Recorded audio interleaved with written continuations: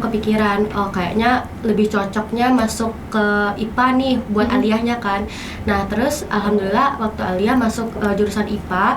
Nah dari kelas 4 itu aku udah kepikiran, oh kayaknya bakal masuk kedokteran deh, kayak udah kepikiran langsung gitu kedokteran.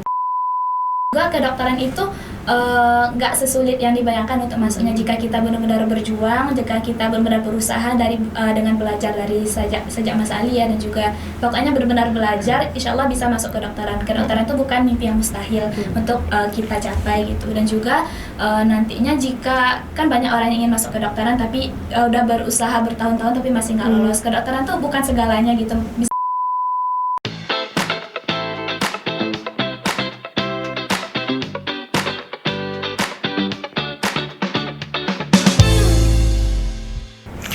Assalamualaikum warahmatullahi wabarakatuh. Selamat datang sahabat semua di podcast POV Santri. Jejak santri, jejak inspirasi. Meet me, Adisha Kaila Fazira. Di episode kali ini, kita bakal dengerin cerita tentang kisah kehidupan di pesantren, mimpi, keluarga, dan satu pilihan yang akhirnya nganterin kakak-kakak kita ke dunia pengabdian. Bersama Kak Nabila dan Kak Aini. Assalamualaikum Kak, apa kabar Kak?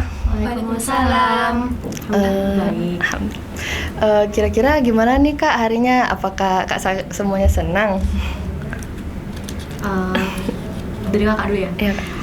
Kalau dari kakak, hari ini alhamdulillah senang banget karena kakak bisa diundang balik lagi ke sekolah yang dulu tempat kakak menuntut ilmu, tempat kakak dulu di sini belajar gitu. Jadi senang banget. Kalau Kak Nabilanya? Kakak tentunya juga senang ya hari ini karena hari ini kakak dan Kak Aini juga diundang untuk datang ke podcast di sekolah kakak dulu, yaitu Parabe, di mana kakak juga dulu di sini diajarin dan juga hidup bareng-bareng di sini dulu ya dari Senawiyah bahkan sampai ke aliyah. Jadi tentunya sangat senang banget hari ini. Kak, sebelum kita masuk nih ke inti podcast kita pada hari ini, boleh dong kakak-kakak sekalian perkenalan dulu ke pemirsa sekalian. Oke, Mulai dari Kak Nabila. Halo teman-teman semua, perkenalkan nama saya Nabila Febrina, biasa dipanggil Nabila. Saya dari alumni Parabe angkatan 114 dan sekarang sedang berkuliah di Universitas Andalas di jurusan kedokteran. Oke, halo teman-teman semuanya, perkenalkan nama aku Aisyah Hurun Aini, biasa dipanggil Aini. Dulu juga alumni angkatan 114 dan sekarang sedang berkuliah di Universitas Andalas jurusan kedokteran. Wah, keren-keren banget kakaknya nih guys. Kak, gini kan Kak udah lama nih Kak nggak hidup di lingkungan pesantren lagi. Terus juga Kak udah di jenjang perkuliahan Kak dan jauh dari teman-teman asrama Kak sebelumnya. Nah, kira-kira apa sih Kak hal yang paling sederhana di Parabe ini yang bikin Kak tuh kangen banget sama Parabe Kak? Kalau dari kakak, yang bikin kangen sama Parabe tuh waktu belajar di kelasnya. Karena kan kalau di perkuliahan kan kita beda ya, maksudnya kita lebih sendiri-sendiri gitu. Kalau di Parabe kita tuh lebih bareng-bareng teman-teman, lebih banyak ngobrolnya. Jadi kayak kangen banget gitu rasanya belajar sama teman-teman, sama ustaz-ustazah yang ngajar di kelas gitu. Baik, dari kakak sendiri, yang kakak kangenin dari Parabe itu adalah suasana kepondokannya. Jadi kan Parabe ini merupakan pondok agama, jadi kita dulu diajarin, kita sering salat berjamaah bareng. Kalau kuliah kan mana ada kita salat bareng-bareng lagi kan bersama teman-teman. Tentu itu kalau salat berjamaah, itu kita sendiri aja lagi kan keinginan kita. Dan juga suasana pondoknya yang hidupnya lebih teratur, lebih diatur kan dulu kalau di pondok. Kalau di kuliah kan kita juga lebih terbuka, lebih bebas gitu. Jadi kalau di perkuliahan tuh lebih personal ya Kak hidupnya, nggak bareng-bareng teman lagi. Terus kan kalau di pondok dulu tuh Kak, kira-kira Kak tuh tipikal santri yang kayak mana sih Kak? Apakah lebih ke cheerful atau lebih suka belajar sendiri gitu Kak waktu mondok? Kalau dari kakak sendiri, kakak dulu sebenarnya lebih suka belajar sendiri. Tapi kalau misalkan ada teman-teman kakak yang ingin bertanya atau ingin belajar bareng, kakak tetap terbuka dan bisa mengajari teman-teman kakak tersebut. Tapi kalau dari tipikal kakak sendiri, kakak lebih senang belajar sendiri. Kalau kakak itu lebih senang yang bareng-bareng gitu. Jadi kayak kakak belajar bareng sama teman-teman kakak itu lebih bikin kakak makin ngerti gitu. Jadi kayaknya kakak tipikal yang lebih sabar sama teman-teman gitu. Kan tipikal belajar orang nih beda-beda juga nih kan Kak. Kira-kira ketika belajar terus ada sedikit kayak gangguan gitu Kak, waktu belajar gimana sih cara Kak nanggepin gangguan tersebut gitu Kak? kayak sedikit tips belajar di pesantren gitu kak. Baik, kalau kakak sendiri misalkan lagi belajar, kalau kakak kan tadi belajar sendiri ya, jadi kalau misalkan ada gangguan, misalkan kayak handphone ataupun teman-teman yang ganggu, mungkin kakak hentikan dulu belajarnya, terus kakak atasi dulu masalah tersebut, baru kakak lanjutin. Kalau kak ini ya kak? Kalau kakak kurang lebih sama sih, kayak kita berhenti dulu belajarnya, atasin dulu apa yang jadi gangguan itu, baru lanjut lagi gitu. Kan kakak sekarang di jurusan kedokteran nih kak, apa sih mapel favorit kakak dulu waktu pondok di Parabe? Kakak dulu suka banget sama biologi kan, dan alhamdulillahnya dulu juga masuk olimpiade biologi, makanya sampai masuk kedokteran itu karena suka biologi gitu. Kalau kak Nabilanya kak? Kalau kak sendiri sebenarnya nggak melenceng sih dari kedokteran, kak lebih suka yang ngitung-ngitung kayak fisika atau kimia gitu. Oh, keren banget kak. Terus kak, kalau menurut kakaknya nih, kan kita hidup di lingkungan pesantren kak, kira-kira nilai apa sih kak yang paling menonjol yang diajarkan dari pesantren buat kita semua gitu kak? Kalau dari kakak sendiri, nilai pesantren paling menonjol itu nilai agamanya. Tentu ya, nilai agama itu lebih spesifik ke nilai gimana kita kehidupan kita sehari-hari. Contohnya kayak gimana kita beretika dengan teman kita yang cowok, gimana cara batasan antara ngomong dengan lawan jenis ataupun berinteraksi. Tentu kan kayak kuliah kan kita bercampur ya, cowok sama cewek, beda sama dulu di pesantren. Dulu kan dibatasin. Jadi kalau karena kita di pondok jadi diajarin nilai agama yang kuat, tentu kita jadi tahu batasan-batasan yang harus kita ketahui dalam kehidupan sehari-hari. Kalau kakak kan di pondok kan kita hidupnya asrama ya, kita hidupnya bareng-bareng. Jadi dengan di Parabe dulu itu mengajarkan gimana kita hidup bareng-bareng, kita hidup bersama, terus mengajarkan gimana kita lebih bermanfaat buat orang lain, terus menghargai orang lain juga. Jadi itu yang paling nilai yang dibawa dari Parabe. Kan kalau tadi kan kakak bilang kan kita tuh hidup bareng-bareng kan kak di pesantren. Kira-kira nih kak, ada nggak momen yang bikin kakak tuh kesel sama teman-teman? Terus gimana sih cara kak nanggepin teman-teman yang bikin kesel itu kak? Kalau nanggepin teman yang kesel, sebenarnya kalau kesel yang gimana-gimana enggak, maksudnya kayak keselnya biasa aja, kayak bukan yang sampai kita adu mulut berantem, nggak ada. Cuman kayak kalau kesel-kesel dikit, nanti kayak saling maaf-maafan gitu, habis itu selesai. Karena juga sih, kalau palingan kalau di pondok, kalau di kehidupan kita sekolah dulu nggak ada juga teman-teman yang bikin marahan atau bikin kita kesal, benar-benar kesal itu nggak ada. Palingan kesalnya itu cuma kesal yang bercandaan, jadi palingan habis itu baikan langsung itu. Berarti lebih ke kita tuh bakal nyelesain masalah bersama gitu ya kak, dan selesai sendiri dengan teman-teman gitu ya kak. Terus kalau terkait masa depan nih kak, waktu di pesantren tuh kak udah ada nggak sih kak planning emang bakal ngambil kedokteran, kayak udah terpikir masa depan bakal ambil jurusan ini gitu kak? Kalau kakak itu kan dari sanawiyah itu udah kepikiran. Kakak kan juga sanawiyah kan di Parabe kan 6 tahun. Nah dari sanawiyah itu udah kepikiran, oh kayaknya lebih cocoknya masuk ke IPA nih buat aliyahnya kan. Nah terus alhamdulillah waktu aliyah masuk jurusan IPA. Nah dari kelas 4 itu kakak udah kepikiran, oh kayaknya bakal masuk kedokteran deh, kayak udah kepikiran langsung gitu kedokteran. Tapi kayak waktu itu masih ngambang, masih rasa-rasanya mustahil gitu. Kalau dari kakak gitu. Kalau dari kakak sendiri dulu ketika sanawiyah, sebenarnya kakak pengen masuknya jurusan agama. Namun setelah dipikir-pikir lagi, lalu juga keinginan dari orang tua, pengennya kakak masuk jurusan umum gitu. Jadi kakak akhirnya memilih jurusan IPA. Dan juga untuk keinginan masuk kedokteran itu awalnya nggak ada. Kakak dulu pengen masuk jurusan teknik ya, jadi di mau jurusan teknik, lalu kakak ingin kedokteran itu pas mau pendaftaran SNBP atau jalur masuk rapor dan jalur masuk undangan di perkuliahan. Jadi itu dari motivasi keluarga juga sih. Kan tadi kak pernah bimbang ya kak, berarti kayak dengan pilihan kak, pernah nggak sih kak ngerasa kayak mimpi aku nih ketinggian gitu loh kak, atau nggak sulit dicapai gitu kak, pernah nggak kak? Kalau dari kakak sendiri mungkin dulu pernah berpikir seperti itu ya, karena kan kedokteran itu kan jurusan yang diantara jurusan yang paling diminati oleh banyak orang. Benar Jadi kayak sulit nih untuk masuk ke sana gitu, banyak pesaing-pesaingnya di sana. Nah dari hal tersebut lingkungan sekitar kakak, ada teman-teman kakak, keluarga kakak itu sangat, dan guru-guru kakak juga di Parabe dulu sangat mendukung kakak untuk masuk ke jurusan kedokteran. Nah dari motivasi orang sekitar kakak, makanya kakak jadi sangat kuat keinginan kakak untuk masuk di kedokteran. Kalau kakak sendiri kan dari kelas 4 udah pengen kedokteran, tapi goyah. Nah jadinya waktu pas mau daftar PTN itu awalnya masih goyah-goyah gitu, kayak kayaknya nggak bisa deh kedokteran, kayak terlalu tinggi nih, kayak mustahil nih mimpinya gitu kan. Akhirnya coba mikir-mikir lagi, terus kayak keluarga di sini, keluarga yang paling bantu sih kalau kakak, kayak keluarga kakak yang bilang bisa kok, bisa, nggak ada yang mustahil, dicoba aja dulu gitu. Jadi akhirnya kakak tetap coba buat ngambil kedokteran dan alhamdulillah. Jadi kalau datang ragu tuh kakak merasa lebih baik kalau konsultasi ke keluarga dan teman-teman gitu ya kak.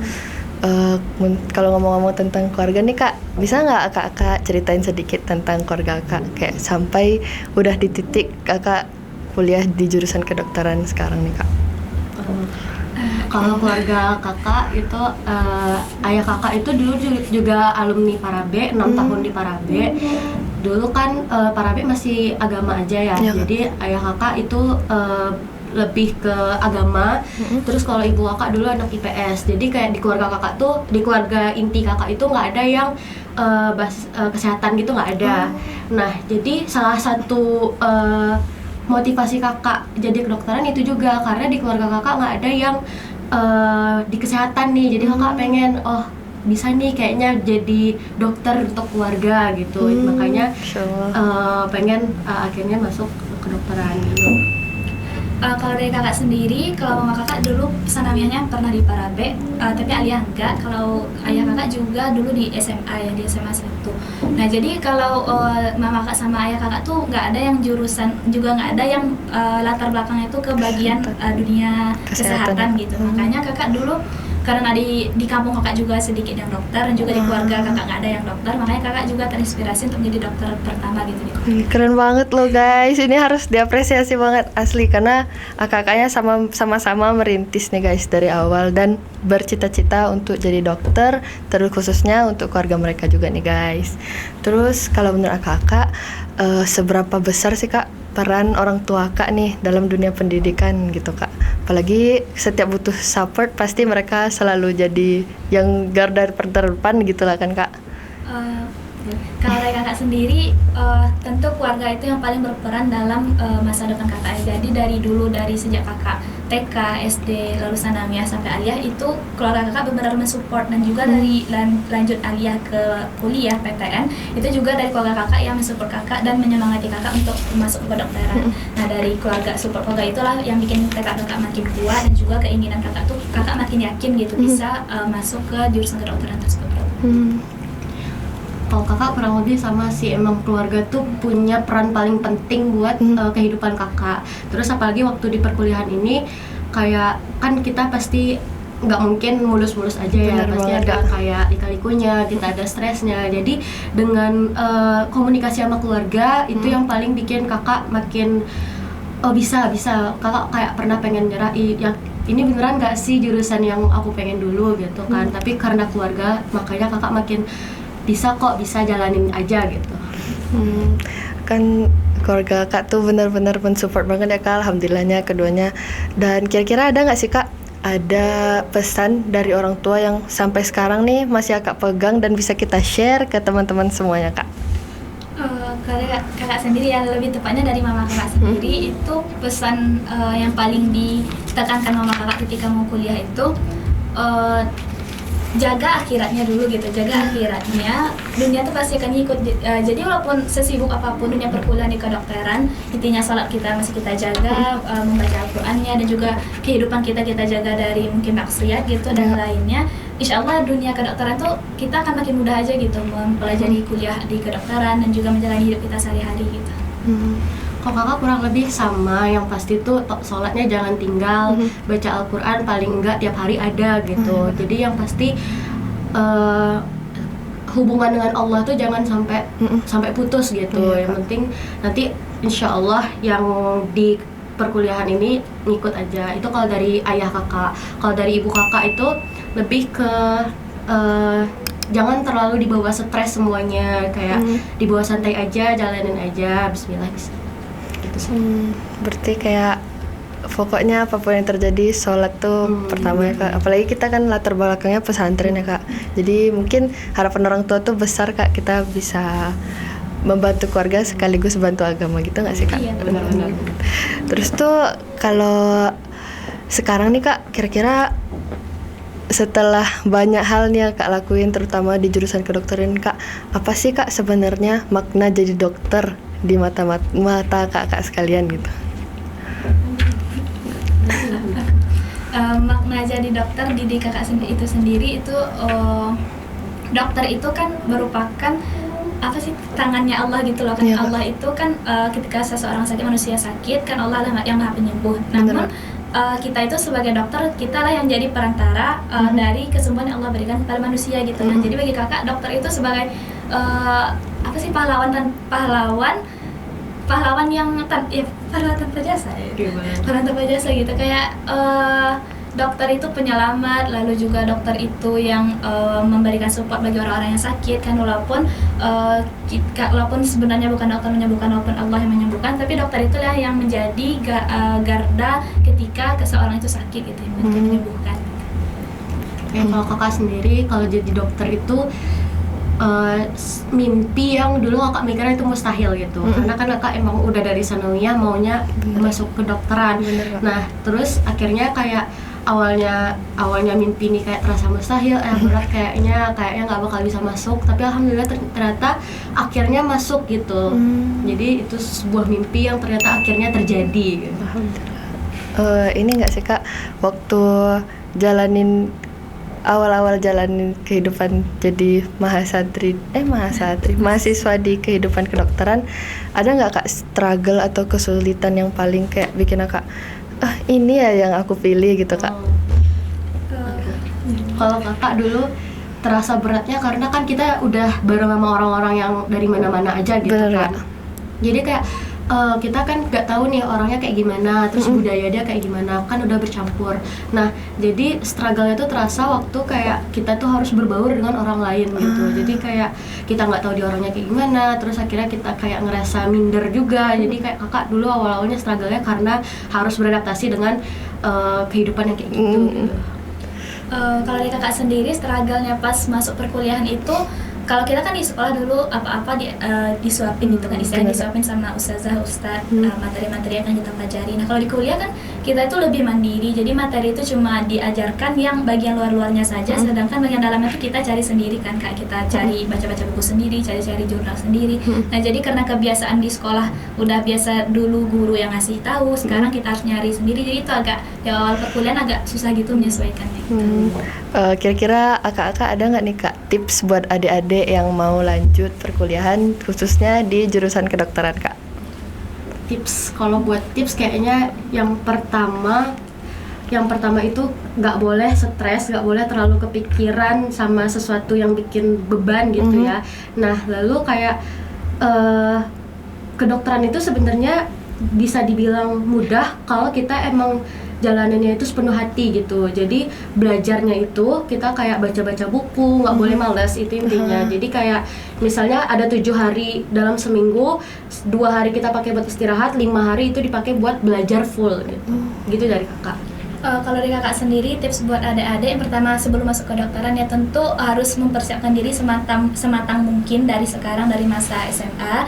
Dan juga kedokteran itu nggak sesulit yang dibayangkan untuk masuknya jika kita benar-benar berjuang, jika kita benar-benar berusaha dengan belajar dari sejak masa aliyah, dan juga pokoknya benar-benar belajar, insya Allah bisa masuk ke kedokteran. Kedokteran itu bukan mimpi yang mustahil untuk kita capai gitu. Dan juga nantinya jika kan banyak orang yang ingin masuk ke kedokteran tapi udah berusaha bertahun-tahun tapi masih nggak lolos. Kedokteran tuh bukan segalanya gitu, bisa jadi di jurusannya lain bukan kedokteran, disitulah dunia kita, disitulah rezeki kita di masa depannya gitu. Jadi jangan beranggapan bahwa kedokteran itu pokoknya harus masuk kedokteran gitu, nggak boleh gitu. Jadi kedokteran bisa jadi cita-cita tapi bukan keharusan bagi kita gitu. Luar biasa banget gak sih guys, apresiasi besar nih buat kakak-kakak kita. Nah terus Kak, kalau misalkan setelah kehidupan kakak di perkuliahan nih Kak, apa sih Kak nilai pesantren yang masih bisa Kak rasakan sampai di kehidupan pendidikan Kak sekarang gitu Kak?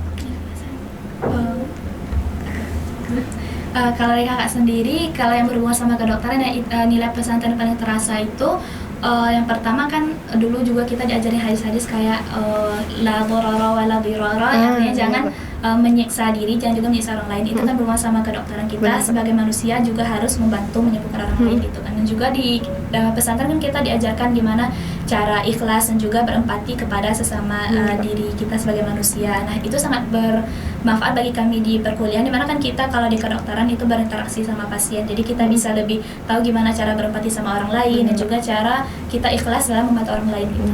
Benar sih, Kak. Kalau kakak kurang lebih sama, karena di kedokteran itu bahkan di tahun 1 itu yang paling dikuatkan itu adalah empati. Bahkan kami kayak 2 kali keterampilan klinik namanya itu sampai bahasannya itu cuma empati gitu.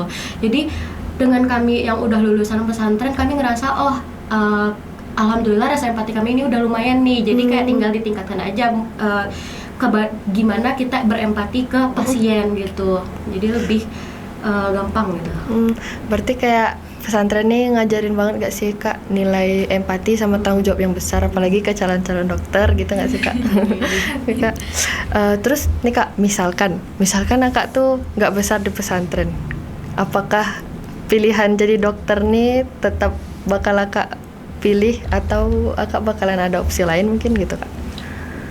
Kalau kakak sendiri misal tidak dari pesantren ya? Iya Kak. Misal tidak dari pesantren mungkin bakal tetap jadi dokter, karena ini emang niat kakak emang dari awal tuh pengennya jadi dokter, emang pengen membantu orang lain kayak, dan tujuan utamanya kan jadi dokter buat keluarga dulu gitu kan. Jadi kayak emang udah tujuan dari awal, niat dari awal itu masuk kedokteran gitu.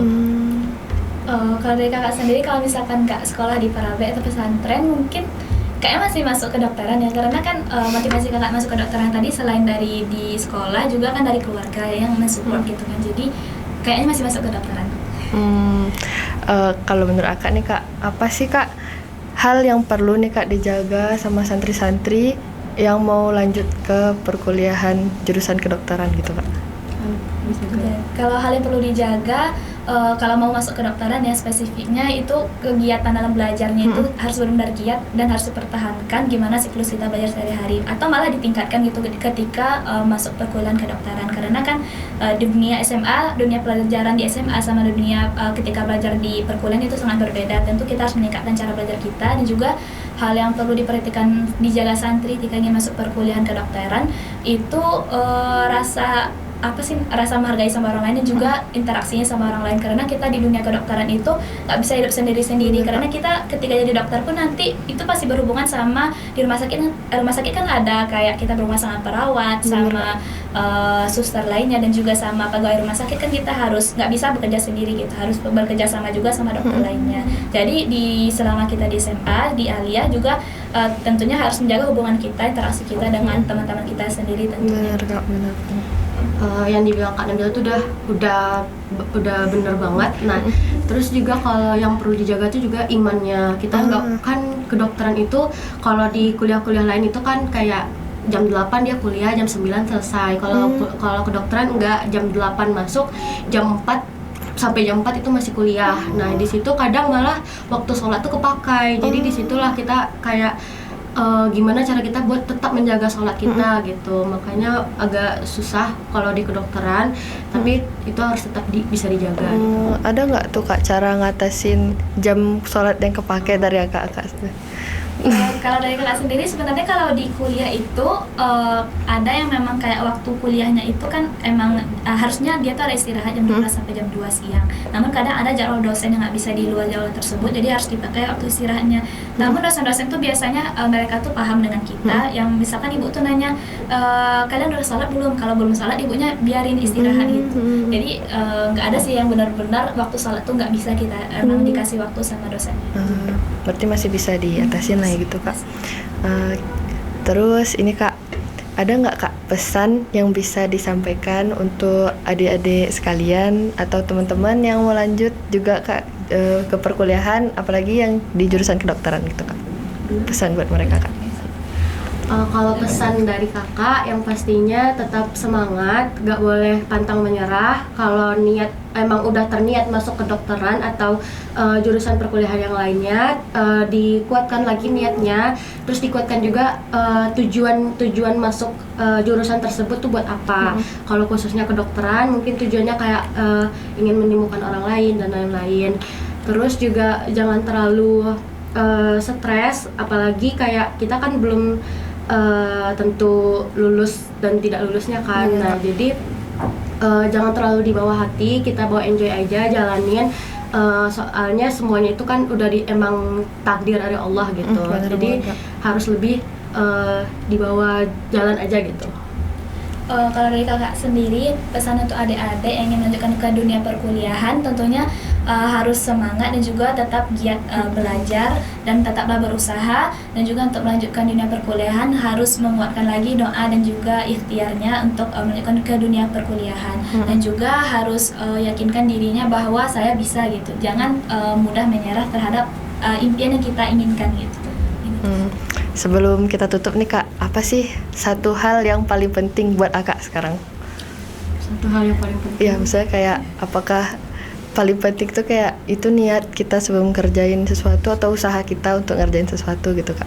Udah pasti sesuatu yang paling penting, apalagi buat di kehidupan sehari-hari, udah pasti niat kita sama usaha kita sih. Karena kan dokter itu bukan yang kayak kita lulus jurusan kedokteran bukan yang langsung kayak kita udah pasti nih jadi dokter kan, nggak gitu. Karena kan kebanyakan orang juga dia udah lulus jadi dokter tapi ujung-ujungnya nggak jadi dokter, itu kan ada gitu. Jadi tetap kuatkan niat, kayak kita emang berniat ingin menjadi dokter, kita udah masuk jurusan kedokteran, kita kuatkan lagi niat tersebut, kayak ingat lagi tujuan kita untuk menjadi dokter itu. Bener-bener.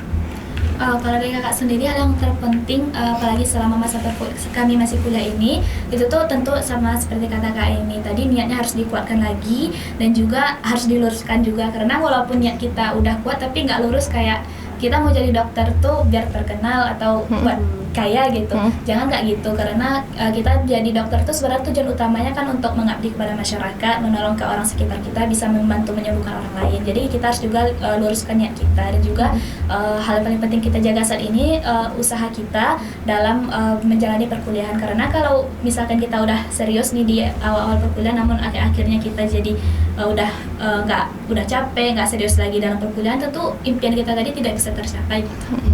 Oke, makasih banyak ya Kak atas sharing-sharing dan cerita, bahkan pesan dan tips yang bisa akak-akaknya sharing loh guys. Itu tuh bermanfaat banget buat kita. Makasih banyak ya Kak. Sama-sama.